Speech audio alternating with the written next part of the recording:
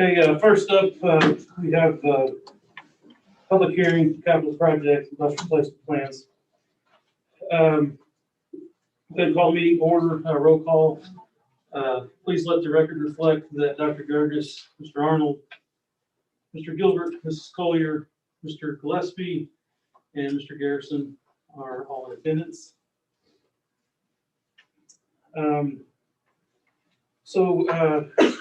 Item two, first is to address the board relative to the capital project and bus replacement plans. Nobody? Okay.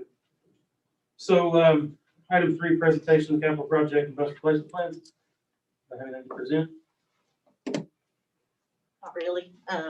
They were published on Gateway, capital projects plan. We had a couple of roofing projects that we weren't sure if they would go in capital projects or if they would go into the bond, so they had to be put in there. There was the chlorination for the high school pool, upgrade that system, and then some HVAC and some flooring projects that went into that plan. I believe this will probably be the last year for the capital projects plan. As you know, the general fund and the capital projects funds, everything went into education and operations. So it's kind of a dying plan, but it has been published. And then the bus replacement plan, Mr. Bodie came up with an amazing plan last year that we just went forward with. We have a plan to replace 3 buses every year for the next several years, and I'm able to budget for that within our operations plan. Any questions for Denise? Do you have anything, Greg? Well, I just want to be sure and allow the public, if they want to come up and make comments after hearing the explanation of what those plans are. If there's anybody who would like to make a comment, or this is a public hearing. I think we're short on details. I mean, surely Okay, so if you wish to make public comments on items relative to the agenda, please place a completed comment card on the podium prior to the start of the meeting. As a reminder, during public comments, the board administration will not be answering questions. There's a 3-minute time limit. So I guess I left that part out. Well, He's presented. Yeah, the public hearing is open, so if anybody wants to come up and address it, okay. And nobody else can close the public hearing, proceed with the regular meeting. With that, I'll take a motion to adjourn the public hearing. Mr. Gilbert makes the motion in a second. Ms. Collier seconds the motion. Questions on the motion? Seeing none, all in favor, signify by saying aye. Aye. Those opposed, same. Thank you. Thank you. Item C, regular session. This meeting is a meeting of the school board in public for the purpose of conducting the school corporation's business. It is not to be considered a public community meeting. There may be time for public participation as indicated by agenda item or as directed by the president. The meeting site is fully accessible. Any person requiring further accommodation should contact the superintendent at the school corporation central office. The meeting will be electronically recorded and be kept on file in the superintendent's office. A copy of the audio recording will also be available on the NLCS website. The website address is www.nlcs.k12.in.us. Great. Those capital projects and bus plans is all that stuff available online? Yes, Okay, so it is all available online. Yes, So anybody can access it anytime. yes, they're Okay. available on the NLCS website as well as Gateway. There's an Indiana Public Notices. Just want to make sure everybody has access. So go ahead and call the meeting to order for the regular session. Let the record reflect that all school board members are in attendance. With that, please rise and uncover, if you can, for the pledge. Ms. Collier, would you please lead the pledge? Allegiance to the flag of the United States of America, and to the republic for which it stands, one nation, under God, indivisible, with liberty and justice for all.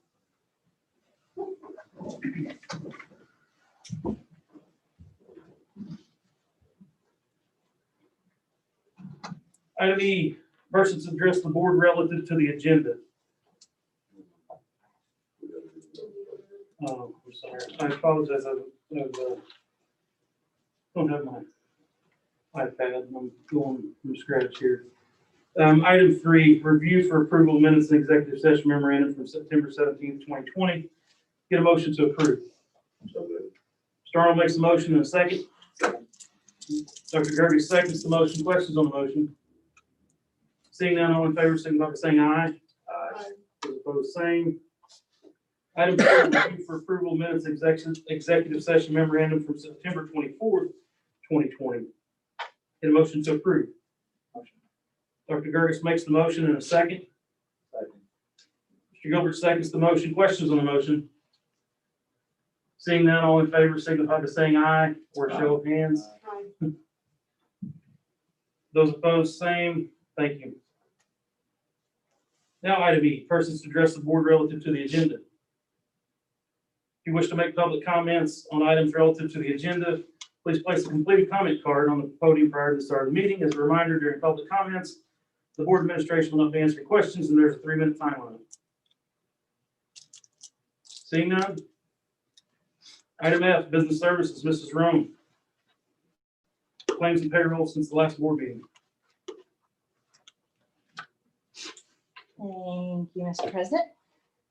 I am seeking approval for claims and payroll since our last board meeting.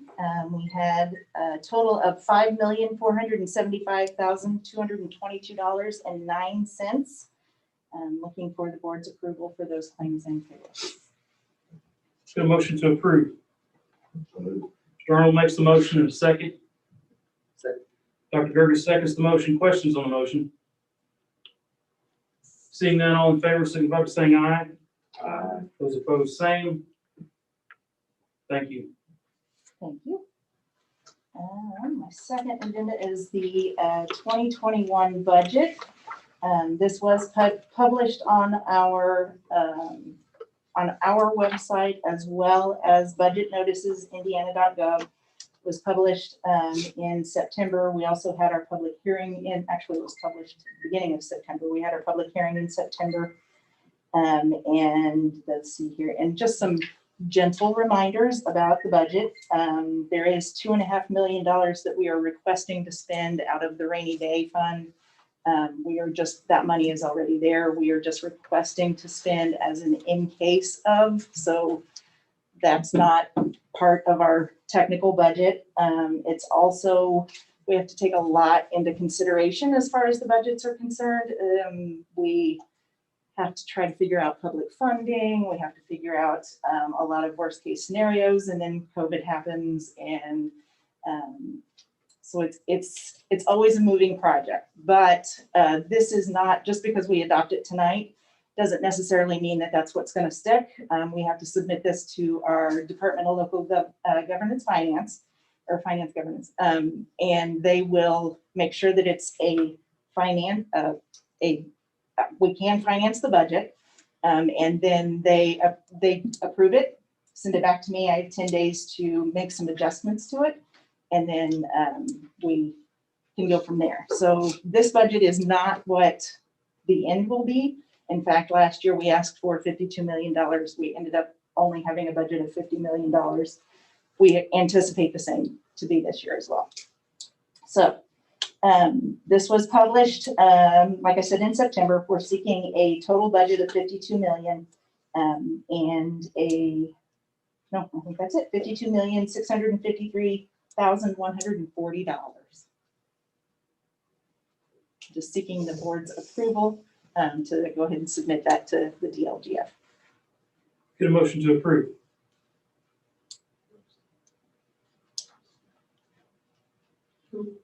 I'll make the motion. Oh, Mr. Gilbert makes the motion. Second. Second. Mr. Arnold seconds the motion. Questions on the motion? Seeing none, all in favor, signify by saying aye. Aye. Those opposed, same. Thank you. Thank you. Next, I have the bus replacement plan.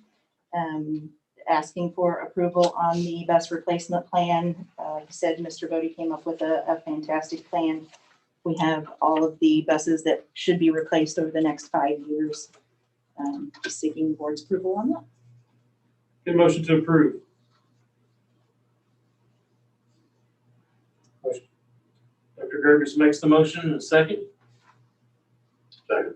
Mr. Arnold seconds the motion. Questions on the motion? What's the annual expenditure on the bus replacement plan? About 400,000, I believe. I can give you a specific. 419 for 2021, 410 for 22. We go back to 419 and then 303 for 2024. Any other questions on the motion? Seeing none, all in favor, signify by saying aye. Aye. Those opposed, same. Thank you. Thank you. Sorry, I'm taking up all of your time tonight. My next is for the resolution for budget adjustments. This is just giving Dr. Mungle and myself the authorization to approve. Oh, sorry, did I skip one? Yeah. I'm sorry. Item 4. Oh, capital projects, my apologies. I'm seeking your approval for the capital projects plan. This is what we had just reviewed earlier. Again, it's probably a dying plan, but we did go ahead and plan for some items, the HVAC upgrades, the pool chlorination system, the roof repairs, lighting upgrades, and everything. Seeking the board's approval for the. The motion to approve. So moved. Mr. Gilbert makes the motion in a second. Second. Dr. Gergis seconds the motion. Questions on the motion? Seeing none, all in favor, signify by saying aye. Aye. Those opposed, same. Thank you. Thank you. Okay, now we're looking for approval for the resolution for Dr. Mungle and I to be able to make necessary changes once the DLGF comes back with their approved budget numbers. And that just means that we have set in place, we want to be able to still apply for the circuit breaker waiver. So if they come back with some changes that puts our tax levy rate over our 2016 rate, we have some changes that we can make that adjust that. We still report that to the board and you agree. We just have 10 days to do that with the DLGF, so that this just gives us the authorization to do that and report that to you. Seeking the board's approval for that. The motion to approve.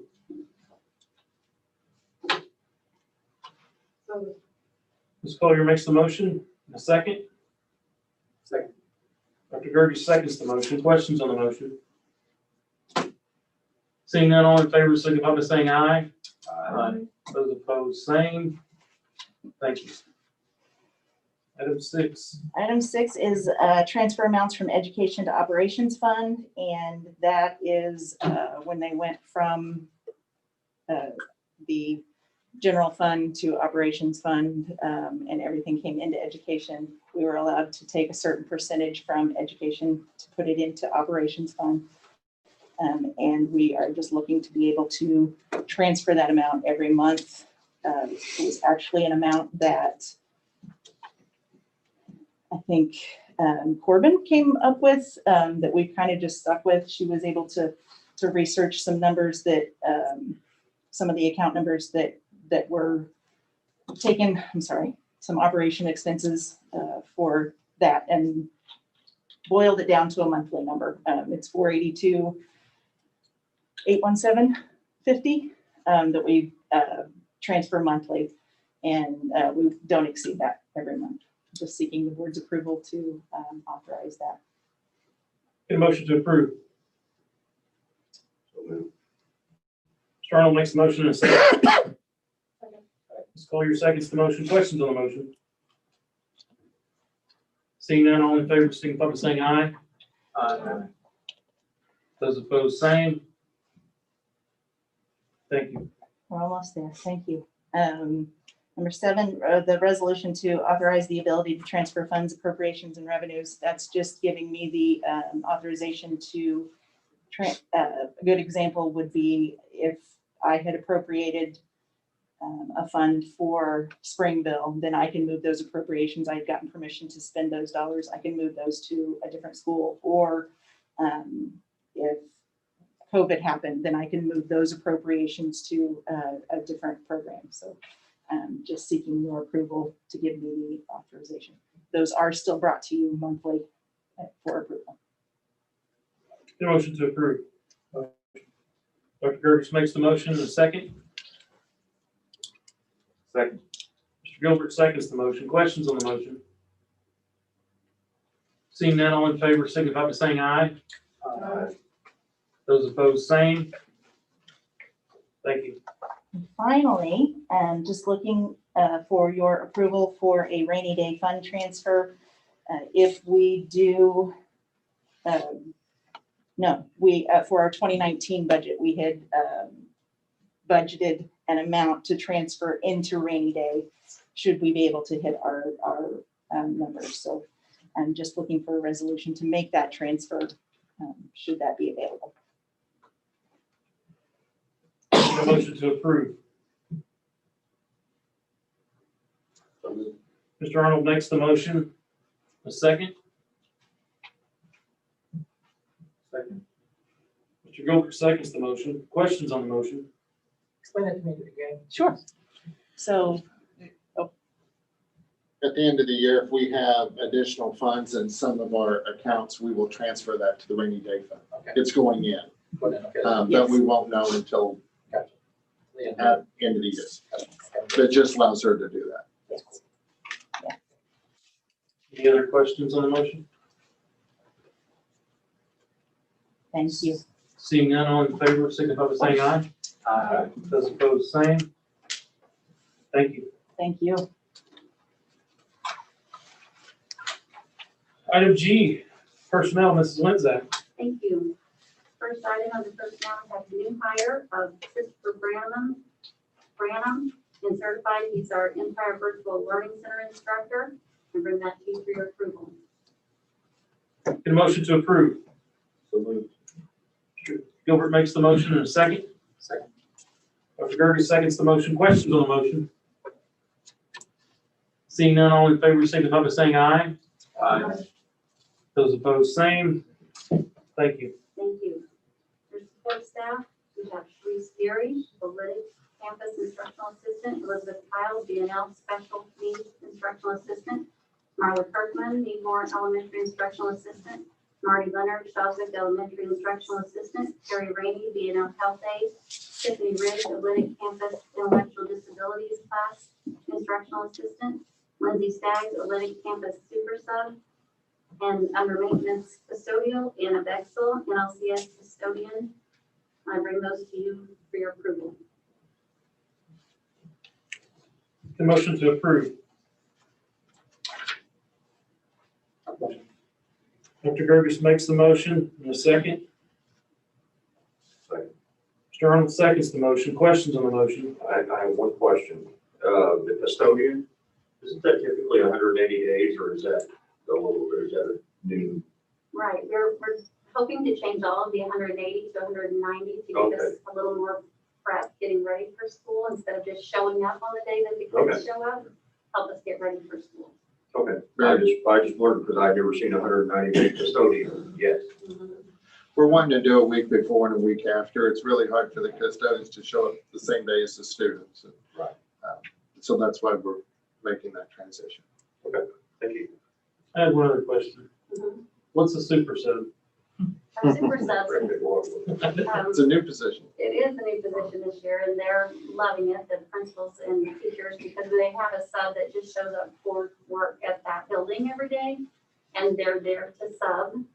But so they know they have a sub, at least one, in their building to sub for a teacher. If all the teachers happen to be there that day, they can sub for an aide, or sub for the secretary, or the custodian, or whoever they might need a sub for, so they can sub for any of those positions. It's an extra person in the building. That's good. That'll help alleviate problems if someone has to go home early or something. They're right there, absolutely. And we also felt with larger schools and more employees in each of our schools, that is something we could offer at each of our schools this year. Whereas historically, it just wasn't feasible. Any other questions on the motion? Seeing none, all in favor, signify by saying aye. Aye. Those opposed, same. Thank you. Thank you. Under transfers, support staff, we have Brittany Baker transferring from the Lydic to the Administration Building Administrative Assistant. Connie Baker, Lydic permanent, she's becoming a permanent staff member. She's been with us, but she wasn't permanent. Jody Bennett also becoming a permanent staff member at Charleswick in the self-contained classroom. Kelly Dunn is transferring from Parkview to our Playful Pathways. She'll be an extra administrative assistant and also help with the food part. Sandra Greathouse is transferring from a Lydic cook to be an L cook. Michelle Hayes is transferring from Shawswick to NLCS 52-week custodian. Joni Hayes is transferring from a Lydic resource instructional assistant to 7th and 8th grade instructional assistant. Megan Staff transferring from Parkview Health Aide, Parkview administrative assistant. And Nancy Stewart is also becoming a permanent self-contained instructional assistant. We bring those to you for your approval. Get a motion to approve. Motion. Dr. Gerges makes the motion. Second. Mr. Gilbert seconds the motion. Questions on the motion? Seeing none, all in favor, signify by saying aye. Aye. Those opposed, same. Thank you. Thank you. And then I have some winter coaches under extracurricular. At ONS, Nathan Bailey, 7th grade boys basketball, Kayla Harper, a Lydic campus dance coach. For BNL, Mike Branham, BNL assistant wrestling coach, Sydney Carlisle, BNL assistant swimming coach, Tyler Harrison, BNL diving coach, Lindsay Pappas, BNL assistant swimming coach. And those are ETAs that bring to you for your approval. Motion to approve. Dr. Gerges makes the motion in a second. I'll second it. Arnold seconds the motion. Questions on the motion? So we've already shut down football and we're not sure about other sports. What happens if we get guidelines from the state that says no wrestling, no swimming, how will this affect the ECAs? Are these still going to be paid positions, or is this going to be based upon whether we have the, We've communicated we're going to prorate the positions this year. Last year with it kind of being in the middle of the year and anyway, but yes, that's what we have communicated. okay, because I know that we had some heartburn last year because some coaches didn't do any coaching, but yet they still said, well, they had prep. I just want to make sure that we had laid this out up front, that if the season's canceled, there is not going to be the normal ECA pay. So that was communicated to. Yeah. Okay, thank you. To the athletic directors and just be prorated. Okay. Any other questions on the motion? Seeing none, all in favor, signify by saying aye. Aye. Those opposed, same. Thank you. Thank you. Next item E, we have a termination of Regina Embry being a nurse, which I bring to you for your approval. Get a motion to approve.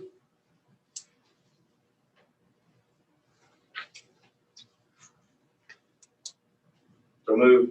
Mr. Arnold makes the motion. A second. Just call your seconds to the motion. Questions on the motion? Seeing none, all in favor, signify by saying aye. Aye. Those opposed, same. Thank you. Thank you. Item F, resignations. Patrick East is resigning as NLCS custodian. And that's for your information.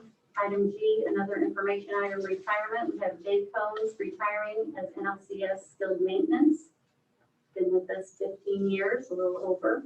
And Pam Carroll retiring as NLCS food services, also been with us a long time. I'm not sure her number of years. That's also an information item. And also medical leave requests. Jessica Creedman requesting medical leave, Ashley Greenwood requesting medical leave, Rita Jenkins requesting to extend her medical leave, Jacqueline Reynolds requesting medical leave, Rosanna Roach requesting to extend her medical leave, and Lisa Saladay requesting medical leave.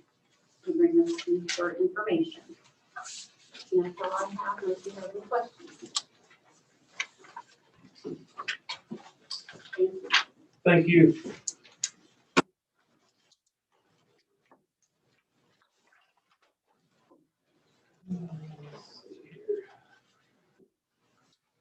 Item H, Dr. Munkle. First, I just wanted to see if there was any questions from the board. I know Donnie can share a little bit. I know we've started some projects. We've been, I don't know, demolition of the old trailer there out across from the Career Center. We we tried to see if anybody was interested in moving it, or and they kind of shared it was unmovable, and we got some prices on demolition, so we're doing it ourselves. And I know we've got swimming pool up and going. You know, a few things. Plus we got the parking lot, crack field, but took 5 tons of filler. Did they do the tennis courts too? Not yet, we're looking into it. I was gonna say, I was out at the tennis courts, well, it's been a while, but I noticed some huge cracks in the tennis courts. 5 tons Of filler. And we're gonna look forward to this spring, hopefully he comes back and kind of looks at it and maybe seal coat it, stripe it, maybe we get some more years out of that parking lot, but the cracks was needed for years. Well, I could see, I noticed, some of them, and you could tell where they filled, but obviously it wasn't up to the top, but it was, you know, I knew they would be coming back, but obviously didn't realize it'd take 5 tons, that's a lot. Yeah. And next couple of weeks will be, hopefully be starting to start our roofing project. We got the pool up and going, and then the demolition of that building. And, so, Students do that for nothing. yeah. So, but anyway, it's looking good, and I think everything, they're excited, so that's good. So please check on the tennis court, because I noticed there was a crack about that wide running down the seam of the new court and grass going up in it.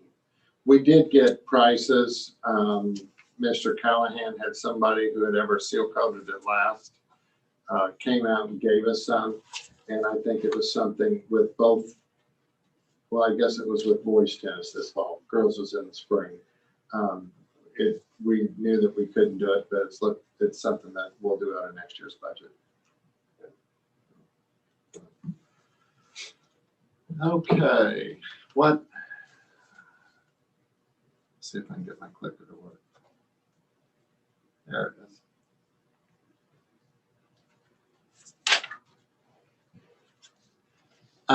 First up, I thought we'd go ahead. We have a resolution. I know that was, I think, second on the list, but I wanted to go ahead and do the resolution to transfer the bonds from Fayetteville and Springville to the Olynyk Gym.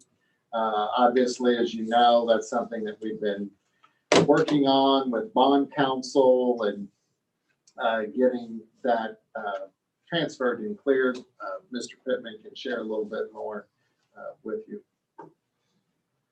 Thank you. I just want to give the board a little bit of the background on how we've gotten where we are and what all's transpired and what communication's taken place. We've alluded to it some in meetings. This started basically in June of 2020 when we received interest from the Perry Township trustee indicating he was interested in the building at Springville. I had some communication with him and sent letters in June about the concerns we had about transferring at this point because there was a lawsuit pending at the time. North Lawrence Community Schools parent group had sued the school and was trying to set aside consolidation. That was still pending at that point. So on June 17th, I met in person with Mr. Phillips at my office and discussed the situation, explained the details of how we were ready to do that at that point. And then I also emailed him at that point after our meeting to memorialize our conversation. On July 6th, the lawsuit was dismissed by the parent group, so that was no longer a concern. And we were able to move forward after that to look into moving the loans that were on Fayetteville and Springville to a different location and what that would entail.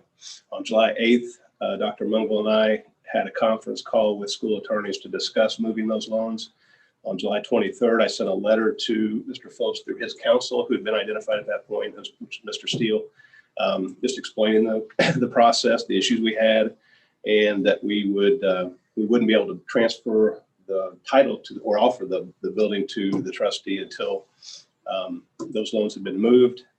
And I suggested that we get together, meet, discuss it in person, and they didn't want to do that at that time. On August 7th, we met with bond counsel to get in. Dr. Mungle and I met with bond counsel to discuss the process for doing that, exactly how that would work to substitute the collateral and get those bonds moved. And we went through that in detail with Jane Herndon at Ice Miller. And she indicated that we had to find a piece of property that appraised for the exact same amount as Springville and Fayetteville combined, which was $2 million combined according to the bond. So we identified a piece of property at Olytic, and we looked at some others, but found one at Olytic we thought might work. We asked on August 12th, we asked an appraiser to go look at it, just give us an opinion. Will that satisfy that requirement? And on September 1st, we got information back from the appraiser indicating that they thought that would appraise for $2 million. So we identified the piece of property, didn't have to have any additional survey work. It's already got a legal description for that particular piece of property, no encumbrances on it, so it'll work well for our purpose. So on September 8th, I sent a letter to the trustee to update him on the progress, explaining the process we were required to follow going forward, and that we were moving forward with that. I told them in that letter that I thought we'd probably get that process completed by the end of the year. I didn't know for sure at that point, but that was my hope. On October 11th, 2020, we received from Ice Miller a schedule of a timeline of the things we have to accomplish to move the bonds, and the documents that had to be presented to the board as well as to the building corporation to approve the transfer of the bonds from Fayetteville and Springville to Olytic. There's a legal process we have to follow by statute to do this. So tonight, the first step is the resolution that Dr. Mungle mentioned. Then we have to have court appraisal process. I have to petition the circuit court. They appoint 3 appraisers. They report back that they agree that the property is valued at what we needed to appraise at. It takes a couple of weeks to take care of that. But that's required by statute as well. There's a public hearing that'll be held December 3rd. And a meeting of the building corporation to approve the documents. The title search has to be completed, and I've already requested that. Then the board will meet on the 3rd, have a public hearing, and then approve the amendment to the lease agreement that's currently in place, which in essence moves those loans to the new collateral at Olytic. On October 20th, this week, I sent a letter to Mr. Steele to the township, representing the township trustee, or at least I thought he was at that time, and indicated exactly what the process was. And on December 3rd, we'd be able to vote on that. And then hopefully by middle of December, we should be able to offer the building to Perry Township. On October 20th, as you know, there was a lawsuit filed after that letter was sent, seeking an order of the court to order us to do exactly what we've been doing, which is moving this property. So I called the attorney for Perry Township and discussed it with him. His name's Terry English. He was unaware of some of the things that I've described tonight. He was unaware of how far along we've moved on the process. So we had a good conversation. He's willing to come down and talk with us next week if we need him to. And I think it'd be a good idea to discuss some of the issues with the property out there, the land, and some issues, so we can be on the same page. But it was a good conversation. I think after speaking with him, he just didn't understand some of that stuff. So I think we are on the same page now. So before you tonight is the resolution, which is that first step in the process. The resolution authorizes an amendment, or it approves the form of the lease tonight. And it authorizes me to file the petition tomorrow to initiate that court appraisal process. And I can get that filed tomorrow. So it basically is the first step in getting the bonds moved from Fayetteville and Springville to Olynyk. So I present the resolution for your approval. Greg, the fact that they've filed this motion, does that change the timeline on this at all, or we can continue moving on in spite of that? I think after speaking with Mr. English today, I think the prudent thing to do is to do what we've been working on all this time and what we've agreed to, and to, you know, to do what we've agreed to do already and proceed even though they filed a lawsuit. We can deal with the lawsuit separately, but continue to move through this process. And I think it'll work out okay. But you know, I don't want to get into the details of the lawsuit. So just to be clear, what we were doing, we were negotiating that with, or communicating with council, Perry Township's council, and then somewhere there in the process, council changed for Perry Township. They elected to hire Mr. English, you said? Correct. So, Yeah, and I so wasn't, that's who you spoke with today? right. I wasn't aware that Mr. English was representing Correct. Perry That's what, Township until they filed suit. that's what I thought. that you- That was the first communication I had Right. relating to this matter and Mr. English. So when I called him today, we had a good conversation. It was fine, and he I don't think he was aware of several things, and but I think we need to move forward. And the lawsuit doesn't change that timeline, and we should continue to take care of that matter. Greg, one question. It's unfortunate. See a lot of stuff on there, you know, from him and others about this process, but, you know, there is no set time frame from the time they request the building till North Lawrence turns it over, is there? I mean, we don't have like, you know, we don't have to do it within like 60 days, 90 days, or 180 days or anything. There is no time on that, is there? The statute that we're talking about says that, I mean, I hate to get into boring details about the legal. Oh, Boris. Okay, well, the statute that relates to school corporation having to offer back a piece of property that was formerly township property before consolidation doesn't state that there's a set period of time to offer it back. But once it's no longer needed for a school purpose, we're required to do that. So we're not really in violation of the law. Not in my opinion, no. And we've discussed it with school attorneys, other school attorneys to make sure, and they confirmed that because the bonds are on the schools, it's being used for a school purpose. So we technically aren't even, until they're moved, that statute doesn't apply. That's what we've been advised. That's what I believe. There's another way to interpret that, which, you know, that's why you have lawsuits. That's why you have courts to determine which one's correct. But in the end, we're moving them. We're doing what we're required to do and what they are asking anyway. So in the end, it's going to be the same outcome. So. Thank you. Get a motion to approve the resolution. Motion. Dr. Gervis makes the motion. A second. Second. Mr. Gilbert seconds the motion. Questions on the motion? And just to be clear that there, again, it was told that there was no liens on these properties, or they weren't secured, but that was a mistake made by Damon Maggios, who works for the bond company. That we never said that. That was a mistake he made. My understanding, he mentioned that at a meeting. I'm not sure if it was at a school board meeting or it's here. Okay. That the confusion lied in that the bonds were refunded. And at that point, Heltonville, Springville, and Fayetteville were all collateral for those bonds, but Heltonville was removed because it didn't need to be on there when we refunded because of the dollar amount that was being refunded. So I think he saw that Peltonville wasn't subject to it and assumed that Fayetteville and Springville were. I think is what how he explained it. And this wasn't the case. So it's unfortunate. Any other questions on the motion?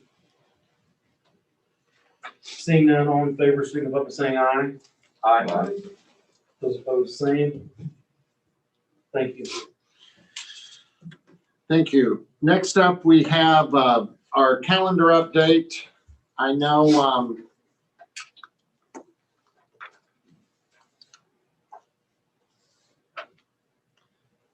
the changes we had proposed and we talked about, because we did delay the start of the school year 3 days to allow our teachers some more time to get ready, and building principals and everyone.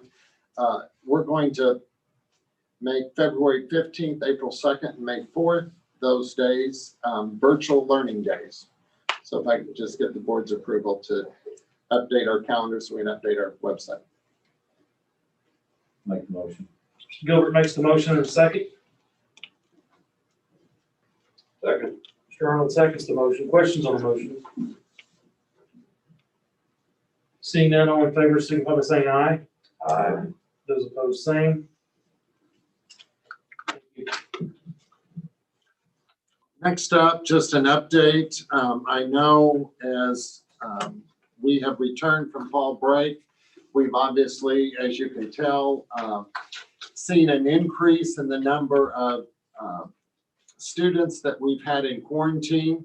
I think it does mention there, or you can see the graph before the quarantine, we were very stable. I think our numbers were very low.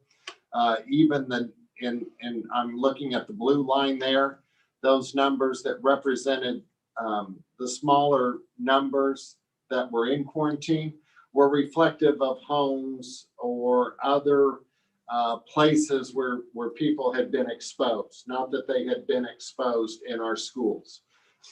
We were very, and have been very pleased since the start of school, not only at the elementary and the middle school and the high school level, but I think the way our students are doing, the way our classroom teachers, custodians, and everybody, how the seriousness that we're taking in our schools. We have seen an increase since we've come back from fall break. It's the most drastic increase we've had. I think the number one increase we've seen, and you can see there, the new line or the number of staff members that are positive for COVID and the number of students positive for COVID are at 14 and 9. So I think partly it was twofold why the decision was made to go to virtual learning.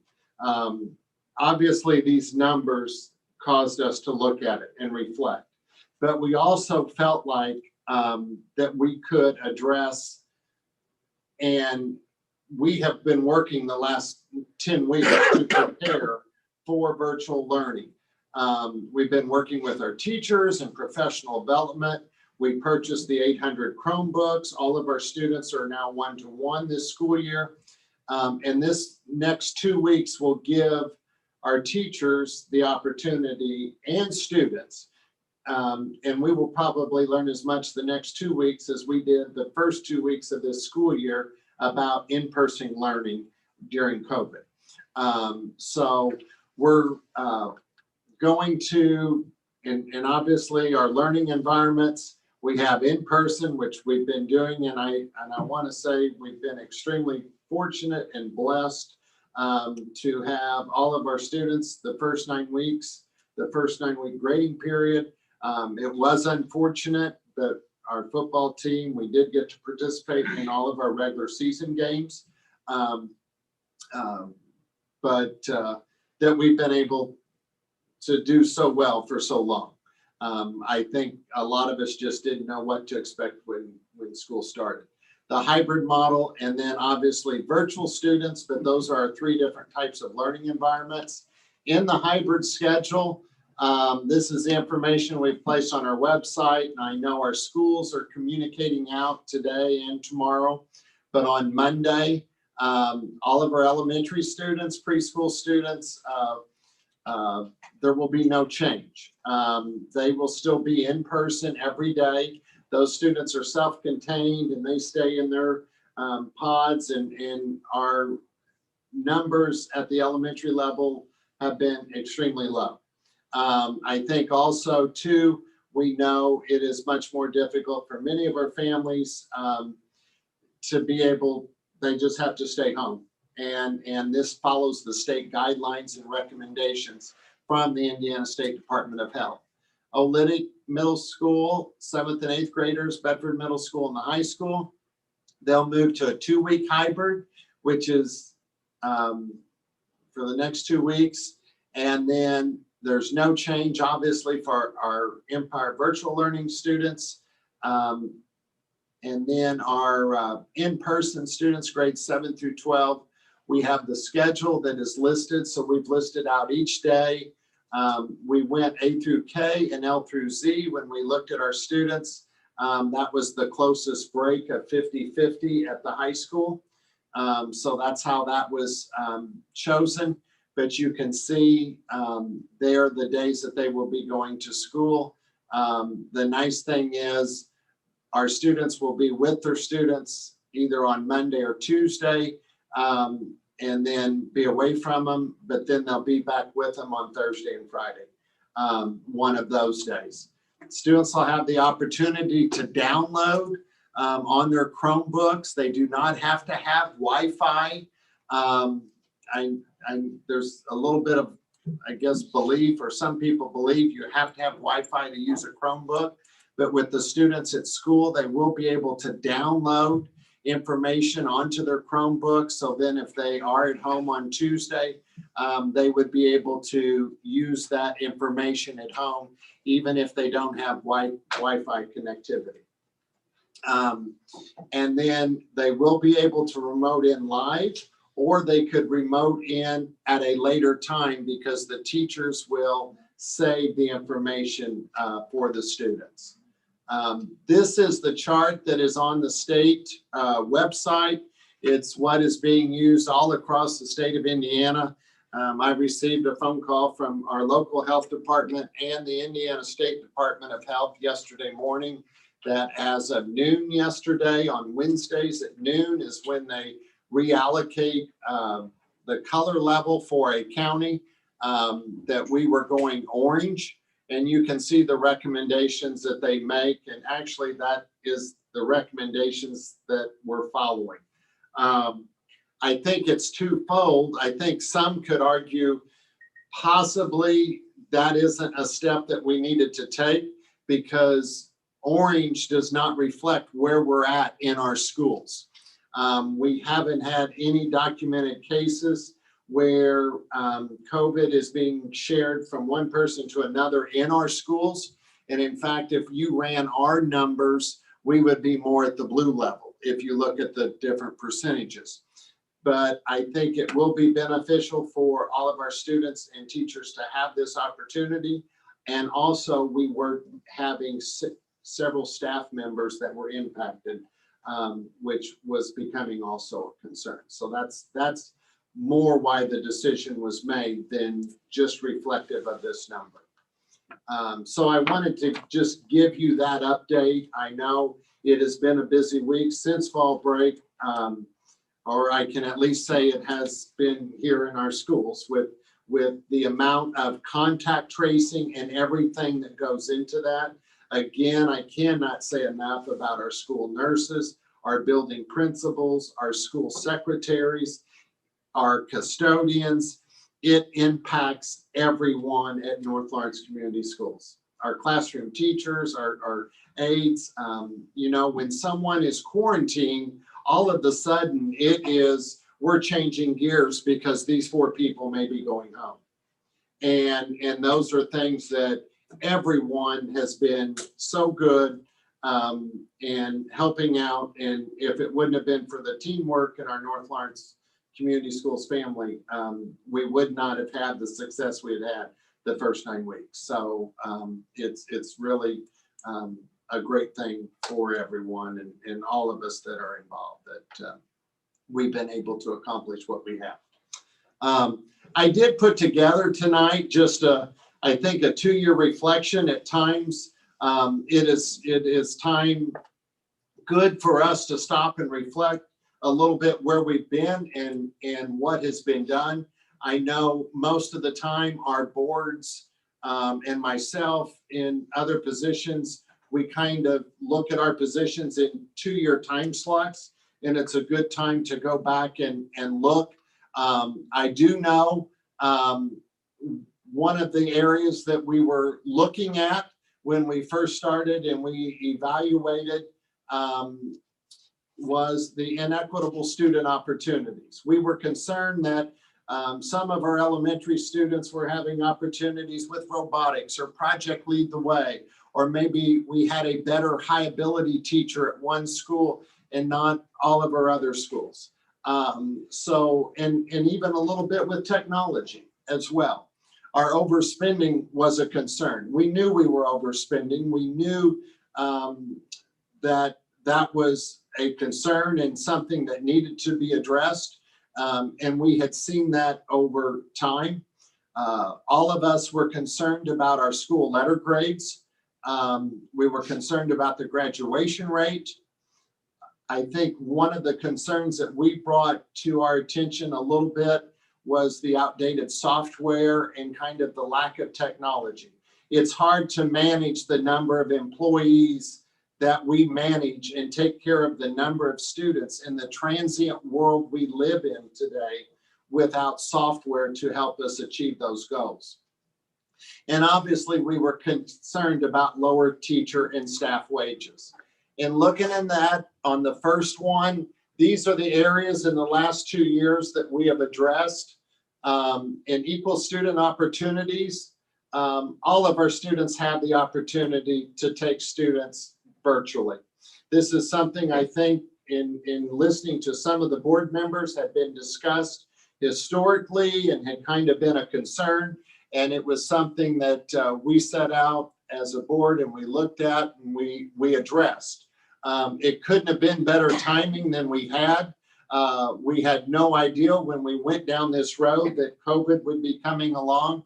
And little did we know in the first year that Empire Virtual Learning Academy would be our second largest school that we operated. We hit a peak of 963 students in the Empire Virtual Learning Academy.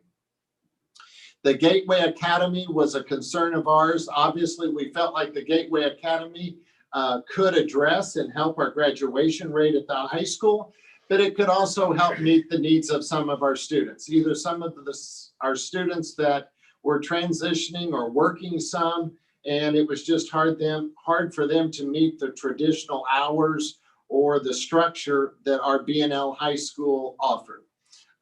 In the first year of Gateway Academy, we had 18 students participate and walk across the stage at graduation. And obviously a big part of that was to Mrs. Storms and her staff at the Gateway Academy.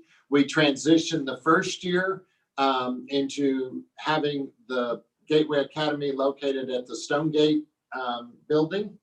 And then of course now it is being housed next door. Our early care program was a new program that we started this year. We were concerned at all of our elementary schools, all 5 of them, that if parents needed the opportunity to drop their students off early at school, starting at 6:30 in the morning, that we wanted to provide that opportunity.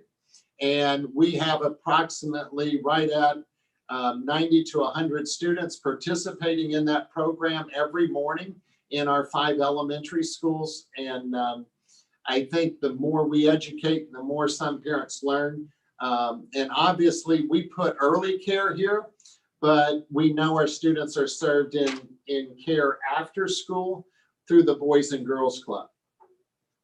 The Playful Pathways is a 3 through 5 preschool program. I think many of you, if not all, have had the opportunity to walk through Stalker Elementary and see the number of students in classrooms, how that school has been transformed, not only meeting the needs of those students, but we also transferred or moved our special needs students, which were historically served at Parkview Primary, to the Playful Pathways. Project Lead the Way was a program that we had in some schools and at some grade levels, but we've met our goal. And Project Lead the Way is now a pre-K program all the way up through 12th grade in all of our schools. District-wide, we went one-to-one with Chromebooks. Obviously, with the purchase of 800 Chromebooks, we were able to go district-wide, and very glad that we are one-to-one and able to help meet our needs of our students there through our technology. We have increased connectivity through hotspots. Maggie is actually out at the high school tonight. We're having Mrs. Dayton is, all of our Empire Virtual Learning Academy students have had the opportunity with their parents to come in today, starting at 9 this morning through this evening out at the PAC. I don't know how many hotspots we have purchased, but I think we're at about the 200 range. Obviously, we've had to purchase both some from Verizon and AT&T, depending on the location. Equal access for all of our students for extracurricular activities. Some of our elementary schools and even some of our junior highs had programs at some schools, and it wasn't necessarily being offered or available at other schools. Right now, we have equal access for all of our students, no matter what elementary school they go to. If we have robotics, they will have that opportunity. If we have a cheer team, they have that opportunity. Whatever opportunities it is, it's also that way at our middle schools. The one addition we did include, or we have the addition of our school safety coordinator, which has even played a stronger role than we had thought with the onset of COVID. The competitive grants, obviously looking a little bit at funding and different things there. You can see in the last 2 years, and these are not just, this does not include what we would call our Title I grant or our Title II or Title IV, which are a lot of our federal grants that we receive money for. Our food service program receives a grants. These are competitive grants, and I'm glad that Mr. Timbrook is here, because obviously our partnership with Lawrence County Economic Growth Council, you can see, reflects a $500,000 coalition skill up grant. But you can also see the list of grants that we have received, and this is just in the last 2 years.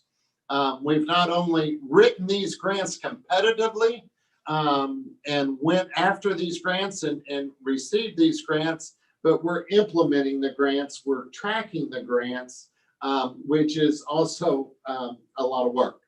But we're excited. When you add those up, we brought in right at $1.8 million, a little over $1.8 million just in the last 2 years in competitive grants, which is outstanding. I think probably foremost, it means that we have reached out and we've created partnerships with different individuals and different growth councils and Lilly Endowment and others. And I know next month you'll be seeing shortly, we are not able to release it yet, but we have another 6-figure grant that we have applied for and we've received notification that we've received. So we're excited about that. And I know that's something that several of you have mentioned about the different grants. It shocks you though a little bit. We see the different numbers that we're almost up to $2 million in competitive grants. Cost savings measures, obviously, if we knew that we were going to address our salary and benefits of our employees, all of our teachers and staff that it was something that we had to reduce. Obviously, we did go through the visionary committee. We learned, we brought experts in. I know many of you heard from other superintendents. You heard from financial consultants. You heard from experts, not just in our school corporation, but other school corporations. I know several of you as board members have reached out and talked to board members from other school districts and learned from them. But we have had a reduction in our, by going through and we've reduced our operating expenditures through school consolidation, reduction in our property and casualty insurance, our utilities, we will have a reduction. Transportation, we saw a reduction when we rebid our bus routes and we went through and we redid. We have fewer buses on the road this year than we had had previously. Obviously, fewer buses, less fuel, less we have to insure, and fewer drivers, employees that we would need. We've had a reduction in food services in each of those schools. I mean, maintaining a kitchen and walk-in freezer, a walk-in freezer and refrigerator, custodial cost. I think we're right at about 115,000 square feet less that we're cleaning every day than we were before. Administration cost, obviously, you know, having a principal at all of those buildings, we have reduced the number of principals, and we've right-sized the staff through attrition. No one has lost their job. No one was riffed. We've been able to do that through attrition, not only with our teaching staff, but also our support staff. And I think we've been able to maintain our student-teacher ratio. You know, before we had classrooms where a teacher was teaching 6 students, and we may have another teacher in our very district that was teaching 28 or 30 students. And now, if you look across the district, we have toned that in and we are much more consistent across the district. Currently, I think our largest elementary class size is 22 or 23 district-wide, but we're much more consistent than we were. Our school letter grades, I know several have commented and they've kind of shared this school board, and I think myself, the last school letter grades that were given to this district were in 2018 and 2019. Before this board took seat, before I became superintendent. We haven't received any new letter grades. We had anticipated receiving new letter grades last year, and I think we were hopeful because the structure that we put in place in our elementary schools and in the 2 middle schools, it is our focus to raise those letter grades. We understand that those are public, and that is a goal of ours, and it is something that we're all working on. But the state did not share any letter grades last year, and we don't anticipate any letter grades this year, just with COVID and everything that's going on. So those were our last letter grades, and they continue to be a focus, but I think when we look at some of our new programs, that's something that we are focused on, is making those letter grades much better. Our graduation rate, in 2019, obviously after starting the Gateway Academy, it in 2019 gave us the highest graduation rate that B&L High School has had in the last 4 years. So it's making a difference. The emphasis that we have placed on that, and it's headed in that direction. Our new technology and software, I think a lot of these have been offered in a way to help and obviously maintain and bring us into the digital age. Our board docs and much of the information that is shared with our meeting and policy management. I don't know if you've noticed on our website, all of the board policy and all of the information that has been shared. It was interesting to go back. It was easy. The other night, there was referencing some board policy that was shared at one of the debates, and I think it was implemented in 1993, and it was revised a couple times in 2000, I forget, 14. So it is longtime board policy that is probably in everybody's board policy. I was gonna ask you, there was a lot of discussion about that policy at the forum for the NLEA. Is that a Neola policy? It is. Does that come from Neola? So Yes. that's not just North Lawrence then? That's just about every school system that uses Neola? Yes, and it was first put in North Lawrence's board policy in 95. So it's been the board policy since 1995. Which one I don't understand, but anyway. Business Office, FMS is our new software that we have for our money management system that replaced our DOS software.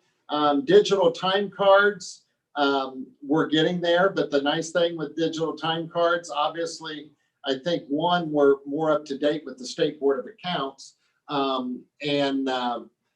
But it will show the employees exactly their different days and things that they have. So it's a much better system, although we're working out the kinks. I know we're learning some different things with that. Human resources, we had no software. Everything was done paper and pencil. If you wanted to apply for a job, it was paper, pencil.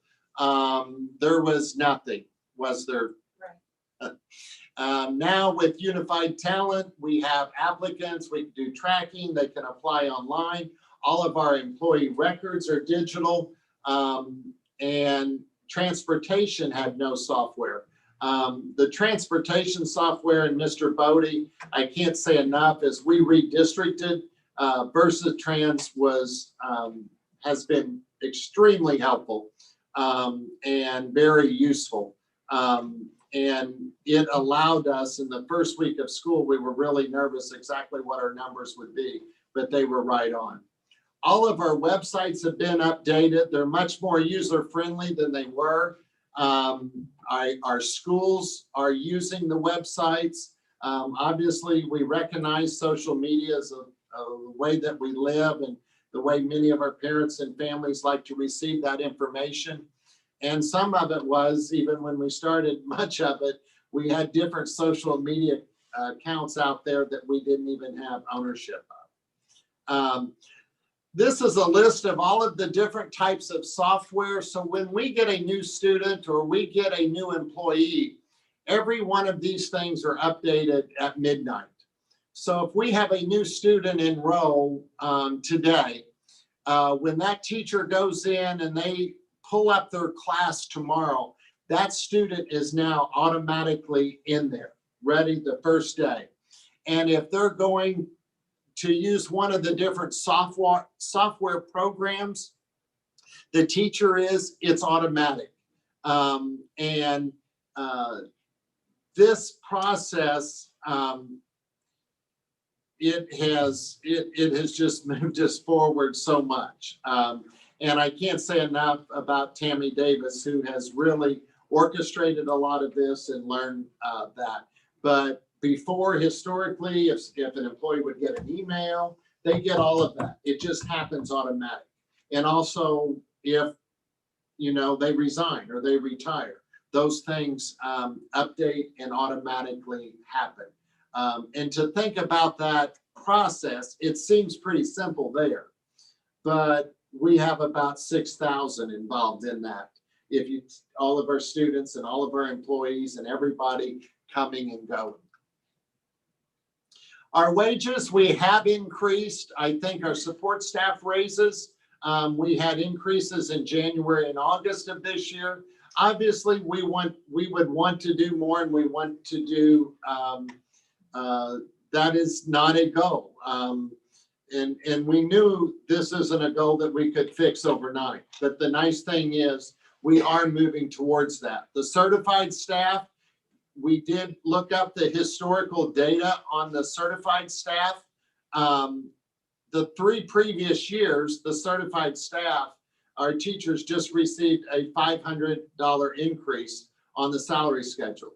This year, we were able to give a full step. Most of the steps are about $1,400, $1,500 is what a step would be. So we were able to give all of our teachers a step this year. What does that do for the ones that are at the top of the scale though? The top of the scale had the $500. No, they got the, Or- sorry, they got the difference between the second to the top, and they got it as a one-time stipend. So they got the difference Okay. still. They still got a step. It's just not added to their salary. They got a stipend. They got a stipend this year. They got a stipend, but it didn't go on their salary schedule. It was last year that they had the $500. I think, and lastly, we did have our school improvement bond. And we maintained it actually is probably, after it goes through the Department of Local Government Finance, will probably decrease. And we were able to identify these projects. So I just want to say from all of the students, teachers, staff, I know the time commitment you put in, and thank you for your dedication, commitment to our youth. Your decisions over the last 2 years will have a positive impact on our community for generations. So, we'll get busy and we'll start making our slides for the next 2 years. So, but I just wanted to share that. Lastly, I did want to share with you, this is just a picture. I know that as several of our students and teachers have transferred, this is a picture of one of the many or several, I don't know how many classrooms were impacted, but this is a classroom at Olytic. And this is the furniture that was removed out of one of the schools that we're no longer using. And we were able to put this furniture into other classrooms. These were classrooms that North Lawrence had that actually had no furniture in them. As far as furniture for the students, the cubbies, the holes for their books and that type of those things, and also for the teachers and just storage. And you can see how nice it looks, but previously this would have been a classroom that maybe there was a metal cabinet with 2 doors and a particle board or something that the teacher brought from home. So I think, again, our consistency to provide the consistent type classrooms in all of our elementary schools and junior high and high schools, but this is just an example of some of the resources that we've used and we've put into the other schools. I know one of the areas that we have looked at, obviously this was something that I had taken way back in the summer before the school year started.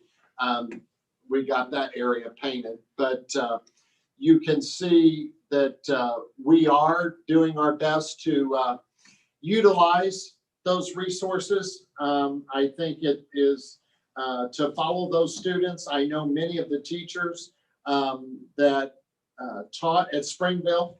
We're very thankful that, you know, a lot of these resources enables, and we actually had a teacher from one of the other schools that they were able to have these different types of resources in their schools. So, and I think the same with, you know, other items that we're going through, and we can utilize them into our different schools and facilities. So I just wanted to share that. I know a lot of the technology, those things that we've been able to use into our other schools is something that we have done and will continue to do. So I hadn't shared those, but I know you knew that that was something that we were doing, so it's kind of nice to see. I didn't go around. This was just a day that I was touring the schools and I had these on my phone, but we probably impacted, I don't know, probably 15 rooms at Olytic, or I would guess, which is oftentimes more than the rooms that we had in some of the other schools, but we couldn't put all of what they had in one room into one room. So, we were able to impact more rooms, but I would guess just in that one school, it was probably about 15 schools. So that's all I have. Any questions or? I think so. Any questions for Dr. Mungel? No, I just think that, going back a little bit, I think we want to make it clear that one of the reasons that we decided to pull back and go to a more modified schedule at the school, again, isn't because of what has happened at the schools, but honestly what's going on in our community. And so those numbers that we see, the fact that we're orange is not the fact that we're orange in our school system. Actually, our school system has done phenomenal. And if it wasn't for the number of staff that may have been impacted, an argument could be made that we should keep our kids in school, because I will tell you, our kids are safer in school than they probably are in the community at this point.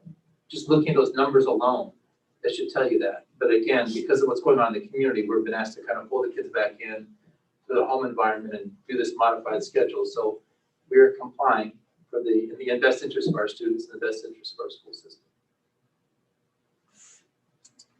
And I guess with that said, as Dr. Mungel said, thanks to all of the staff for what you've been doing, keeping our kids safe. That's the most important thing. There's lots of things going on out there, and things have to change minute by minute, seems like. And even, the work that is being done by your staff, and during a fall break when others are, vacation and that type of thing. We appreciate everybody and all the work that the entire staff is doing. So I just want to say I'm really proud of all our kids. You rarely hear complaints of kids wearing a mask. It's the adults, I think, that I hear complaining most about. It's driving me crazy. The kids, they just wear them. They don't, it's just, they've been great. They've been understanding, and I know it's hard for a lot of these little kids and big kids to do this. So I'm really proud of our kids for keeping the social distancing, wearing the masks, and using the hand sanitizer, and they're wiping down their desks. And, they're doing a great job. I'm really proud of our kids too. yeah, and it's great for those kids to hear, as Kirsten said, some positive things. There's obviously, nobody knew how to deal with COVID, and us and the staff is trying to make these decisions, and they're along for the ride.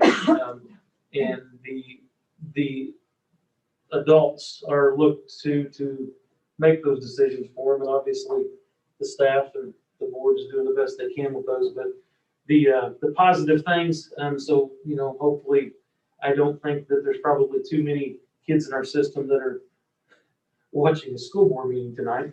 But we do appreciate what they're doing, because obviously, as Dr. Gerges said,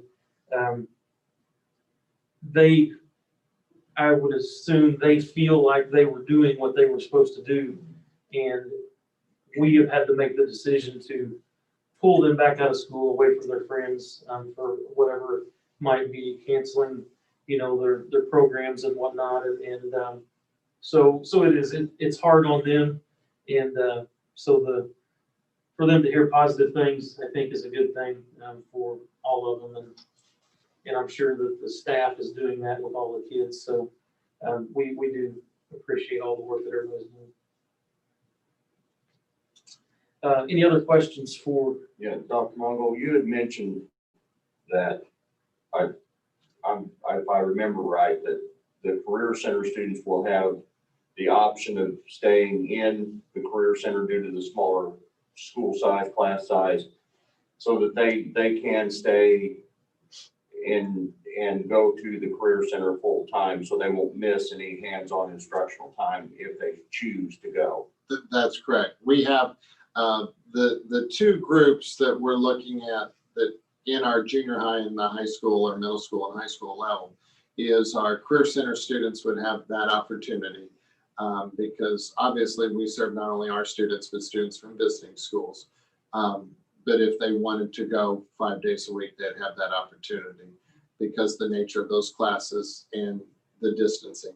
And then also our, some of our self-contained students, special needs, where if we felt that, that was in their best interest, that those parents would have that opportunity for them to go ahead and continue on a schedule, which is like our elementary schools.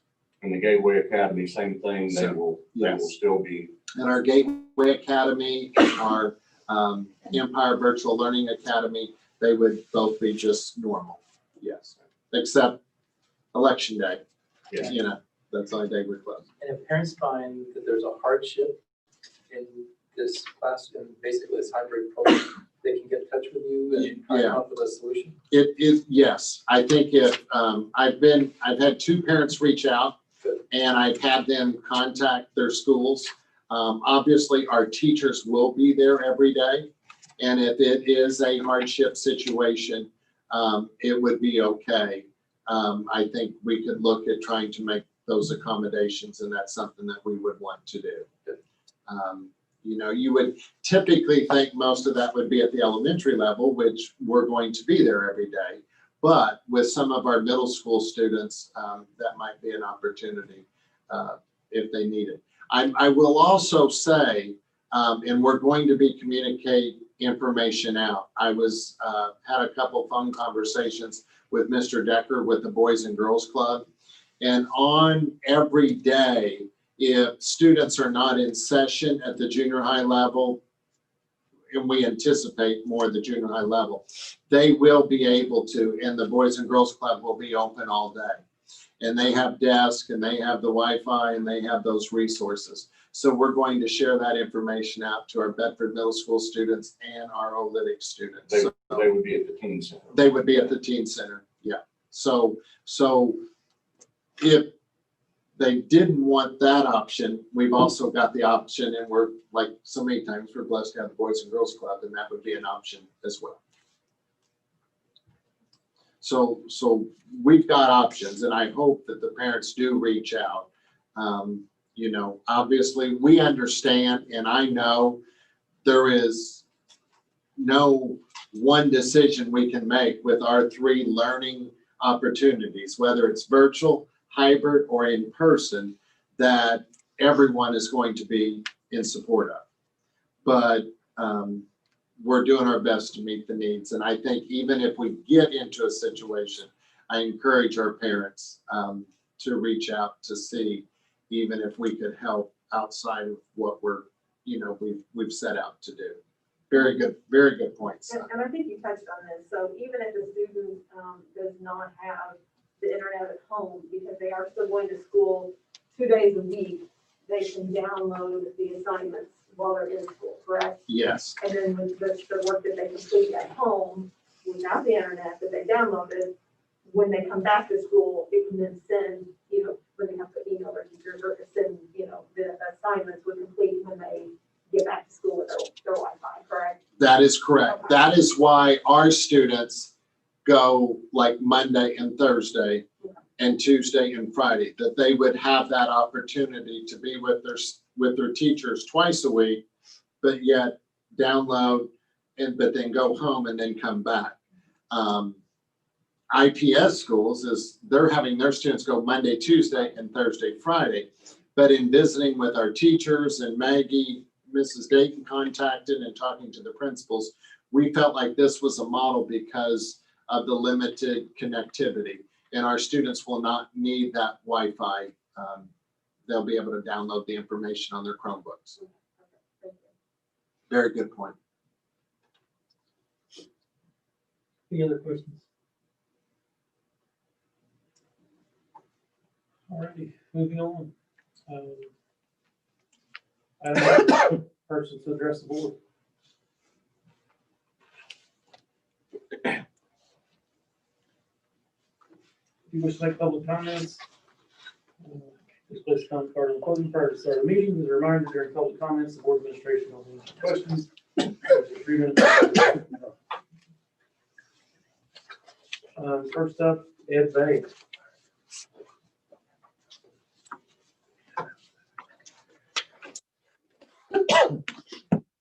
Good evening. The 2019-2020 budget for North Orange Community Schools was $52 million, $52 million plus, somewhere in there. And the schools weren't open the entire year because of COVID. You've just adopted a 2020-2021 budget. It's also $52 million. And that excludes $5.5 million that you're going to spend on maintenance and AstroTurf. But it excludes 25% of the schools in the system. Using a conservative estimate, it costs $1.5 million to $2 million to operate a building, all in labor, everything. There's no way that North Orange Community Schools should have a $52 million budget for 2020 through 2021. I haven't seen a published budget year-over-year comparison in the newspaper. That doesn't mean it hasn't been there. It means I haven't seen it.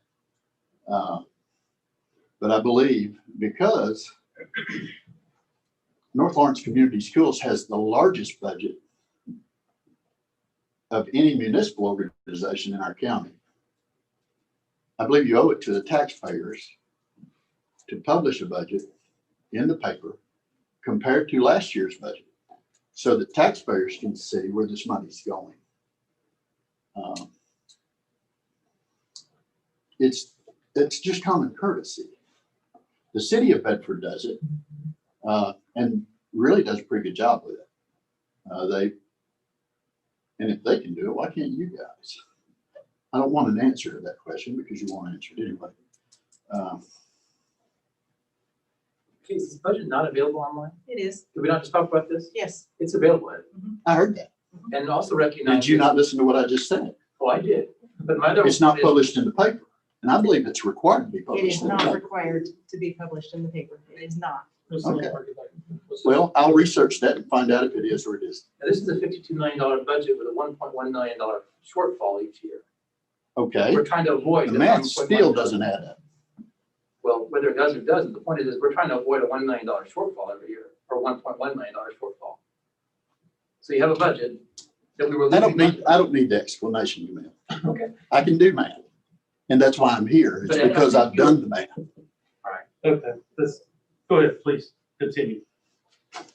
And my only other comment is U.S. News and World Reports graded B&L High School 49.16 out of 100 in April of 2020. Math scores, reading and comprehension scores are horrible. Our schools need to do better. Thank you.